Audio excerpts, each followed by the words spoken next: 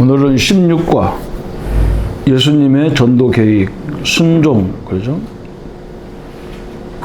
누가복음 9장 23절 27절에 나를 따라오려거든 너희 십자가를 지고 오라. 굉장히 중요한 말이죠. 그죠? 그러니까 순종하라, 어거지로 순종하라 이렇게 하면 못하지요. 십자가 지라 그럼 어떻게 집니까? 그죠? 그건 조건이 있단 말이에요. 이 복음이 가장 중요하냐? 이 하나님 말씀을 붙잡아도 되냐? 내가 생을 걸고 이 하나님 말씀 붙잡아도 되냐? 이 결론이 나와야지. 그죠? 하나밖에 없는 인생을 어디다 순종하고 어디다 인생을 다 바쳐야 되냐고. 그 얘기잖아요. 가장 중요한 가치를 발견했을 때 하는 거죠. 그래서 서론에 주님은 완전하신 분이시므로 그의 계획도 완전하시다. 사람의 모든 것을 아심으로 우리에 대한 계획도 완전하다. 우리를 부르실 때 완전한 승리를 예비하셨다. 부르실 때 완전한 계획을 수립하셨다. 구원받은 자를 위하여 내세까지 다 준비하셨다. 이 땅에 사는 날 동안 하나님의 나라를 확장하는 것이 우리의 궁극적인 목표다. 그래서 하나님은 완전한 분이고 그 계획도 완전하고 나를 부르실 때 완전하게 불렀단 말이에요. 그래서 첫 번째 보니까 주님은 순종을 요구하신다. 나의 지성에 의존이 아니고 주님의 명령에 의존하는 것이다. 그래서 하나님 말씀이 이게 절대적인 거냐 결론 내려야 되겠죠. 그죠? 그래야 그 말씀에 순종이 되어주죠. 나의 계획을 고집하는 것이 아니고 나의 방법을 고수하는 것이 아니며 주님의 방법을 의존하는 것이다. 이것은 주님을 닮아가는 가장 빠른 길이다. 그리고 어제 모범이 바로 그거죠. 그죠? 세 번째, 나를 따르라고 하신다. 이것은 순종을 요구하신 말씀입니다. 순종은 순종 이전에 신뢰가 있어야 된다. 주님을 신뢰하지 않고는 따를 수 없다. 그럼 우리가 주님을 신뢰해도 되냔 말이에요. 그분을. 우리가 하나님을 신뢰해도 되냔 말이에요. 거기에 내 생애를 드릴 수가 있는 거지. 그죠? 두 번째, 그것은 십자가의 길이다 그랬어요. 십자가는 죽음을 상징하는 거죠. 다시 말하면 주님의 주권에 항복하는 것이다. 어떤 타입도 유익을 줄 수가 없다. 세 번째, 죄를 완전히 버리는 것이며 옛날의 사고방식, 세상적 습관, 쾌락을 버리는 것이며 하나님 나라의 새로운 훈련에 임하는 것이다. 네 번째, 많은 사람이 도중에 포기했다. 심지어 부모, 형제, 처자, 재물을 포기하라고 하셨다. 왜 그러냐면 주님을 따라오려거든 내 부모, 형제를 다 버리고 오라. 재물도 버려라. 그럼 이게 진짜 버리란 말이라고 생각하면 안 되죠. 그렇게 버릴 만큼 가치가 있냐 그거예요. 십자가의 인생이. 이 복음 인생이 내가 모든 걸 다 희생해도 되는 만한 거냐 이런 거지. 부모를 왜 버립니까? 부모보다 더 크게 선택할 수 있는 거냐고 얘기하는 거지. 그 정도로 가치 있는 거냐. 결코 가벼운 선택이 아니다. 훈련이 끝날 때까지 16번이나 고난과 희생을 대하여 설명하셨다. 대부분의 사람이 이런 가르침을 받으면 미리 도망할 것이다. 이것이 예수님의 교육 목표였다 그랬어요. 그죠? 예수님이 제자 하면 막 집도 생기고 돈도 생기고 뭐 부자가 되고 이런 말 하면 얼마나 좋겠냐고. 이 복음 운동하면 막 이단 소리 듣고. 그래서 나는 어떤 때는 우리 친구들한테 그런다니까. 나를 이렇게 얘기할 때 기독교를 굉장히 사기꾼 같은 얘기를 하잖아. 자기들이 볼 때는. 그래서 내가 그랬다니까. 야, 네가 나를 평소에 내가 사기꾼같이 보이잖아. 응? 그럼 네가 나를 친구라고 하는데 네 친구가 사기꾼이란 말이냐? 내가 평소에 너한테 사기꾼같이 보이잖아. 물어본다니까. 응? 그렇잖아, 그죠? 그렇다면 내가 말하는 복음이 그리스도가 누군지를 한번 들어볼 필요가 있지 않냐. 내가 이렇게 설명해서 예수 영접하는 애들이 많다니까. 그렇잖아, 그죠? 이거 복음 전하는데 뭐 핍박이 있고 무시당하고 조롱당하고 이게 다 반사라. 그 어떤 사람은 막 내가 이런 소리 들어가면 이거 해야 돼? 이런 사람은 할 수 없죠. 그죠? 영적인 문제가 있기 때문에 이 땅의 문제가 원죄 문제지만 그 원죄를 가져오는 그걸 유발시키는 존재가 사단이라는 존재가 있기 때문에 저런 말 할 수 있는 거죠.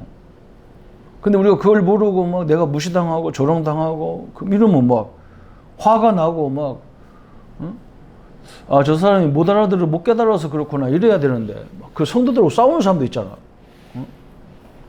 그러면 안 되겠죠, 그죠? 베드로도 이해하지 못했다 그랬는데 마태복음 16장에 막 그 전에 분명히 예수님을 막 그리스도라고 고백해 놨는데 예수님이 십자가에 죽는다니까 막 베드로가 난리가 나서 그럴 수 없다고 얘기하잖아, 그죠? 그래.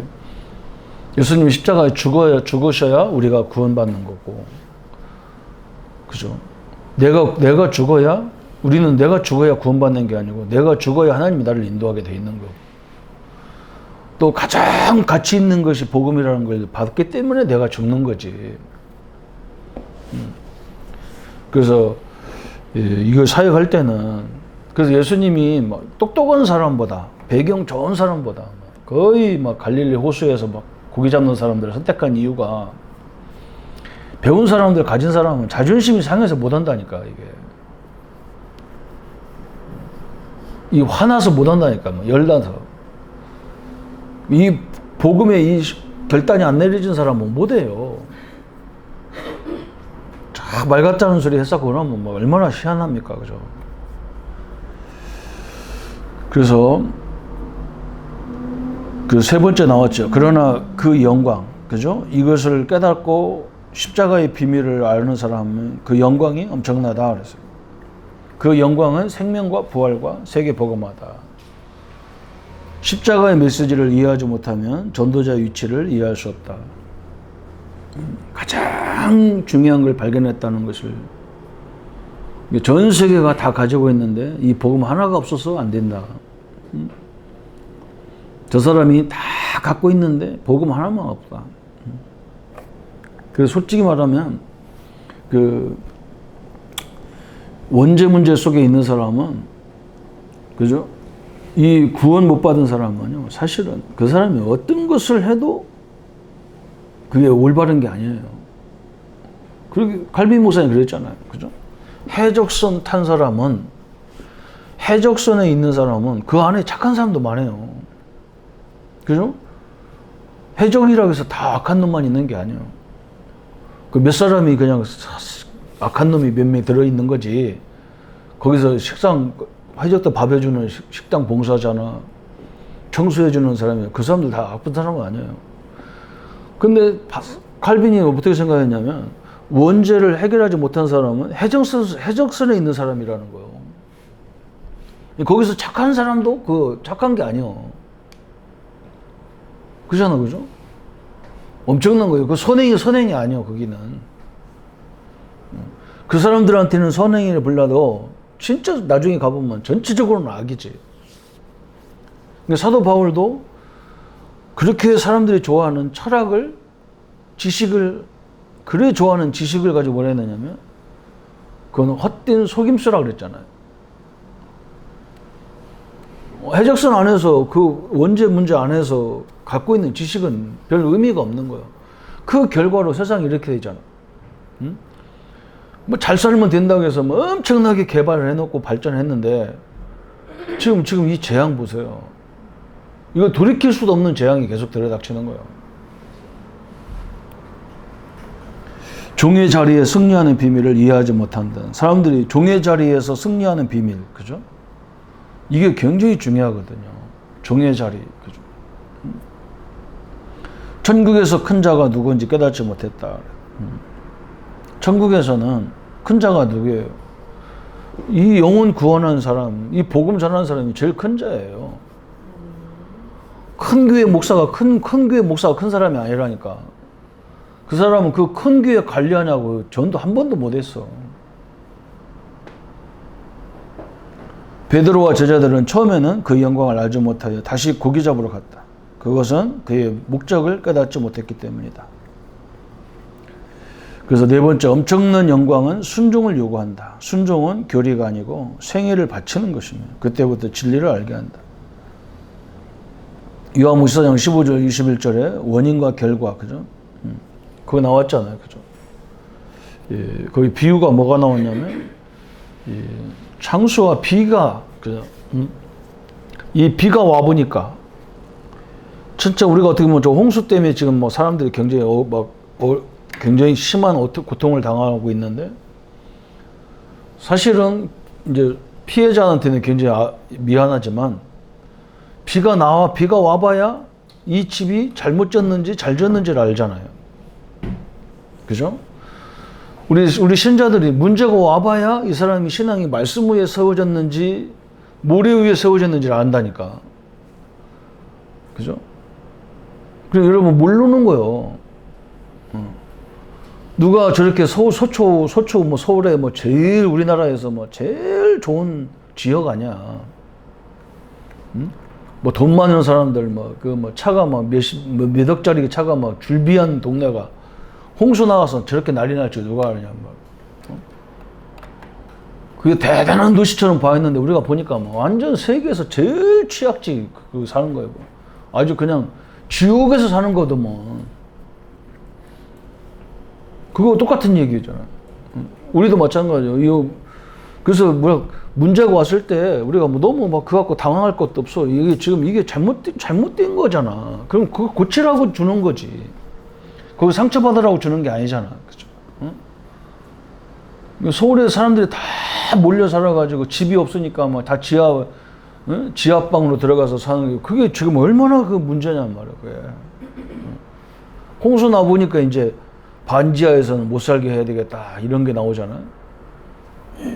이거예요. 비가 와봐야 안다니까요. 제가 어릴 적에 금강 옆에 살았기 때문에 금강 옆에는 이제 강 옆에는 거의 다 산이 있고 거기 밑에는 이제 이렇게 이게 좀 덜판이 있잖아요. 우리 동네가 하우스를 많이 한단 말이에요. 도마드 하우스를. 그 돈이 엄청나게 많아요, 그 사람들이. 시골이라도 1년에 농사 지면 뭐 한 1억, 2억씩 막 몇 억씩 남기는 사람들이니까. 그게 뭐 집을 얼마나 잘 졌는지 몰라. 그런데 87년도 내가 신학대학 들어갔을 때인데 그때 지금처럼 홍수가 엄청나게 큰 홍수가 일어났어. 막 금강 뚝이 굉장히 막 거기서 차가 2대가 왔다 갔다 하는 정도 뚝인데 그 뚝이 무너지더라고. 근데 왜 무너졌냐면 그 원인이 간단해. 쥐가 구멍을 내는 거야. 그 뚝에다가. 그러니까 그 조그마한 구멍에서 물이 이게 나올 거 아니야. 저쪽 강에서 이쪽으로. 그러면서 뚝이 터져가지고 물이 그냥 확 동네로 막 밀려오는데 내가 거기서 봤다니까. 아, 모래 위에 지은 집이 이런 거구나.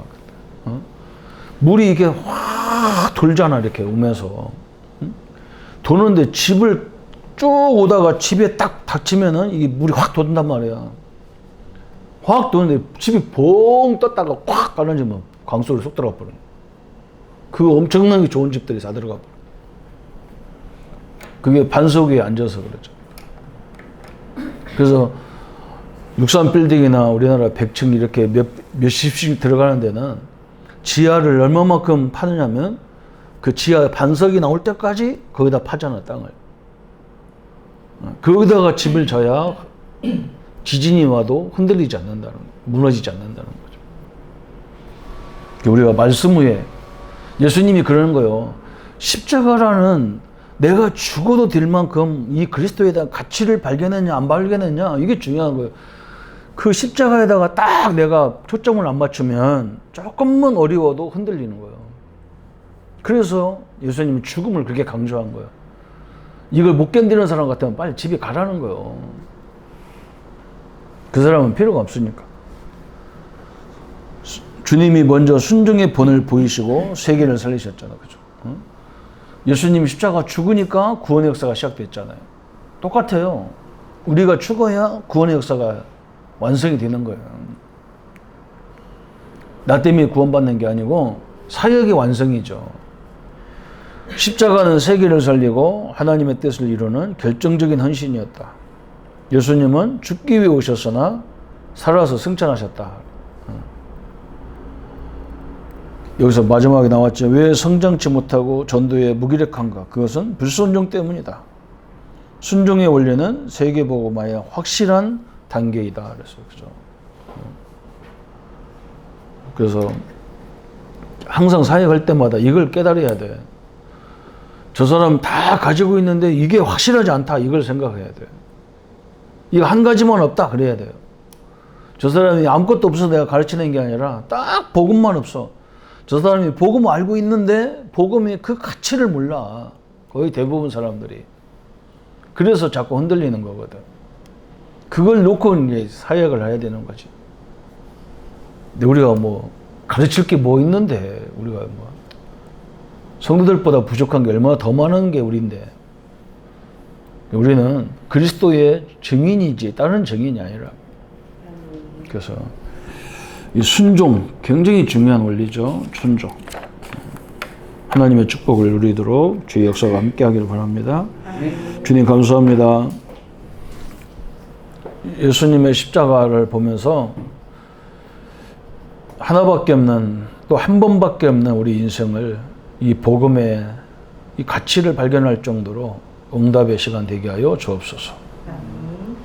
그래서 하나님의 절대적인 이 응답을 누리도록 증거하도록 한 사람이라도 이 말씀 위에 세워질 때에 하나님의 역사가 시작됩니다.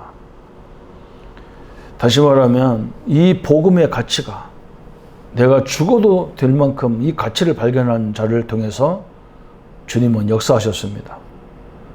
대충 양다리에 걸치고 하는 사람을 통해서 역사 일어나지 않았습니다. 이것밖에 없다고 하는 결론을 내린 자를 통해서 하나님이 역사하셨는데 이 응답에 우리가 서게 하여 주옵소서. 예수 그리스도 이름으로 기도합니다. 아멘.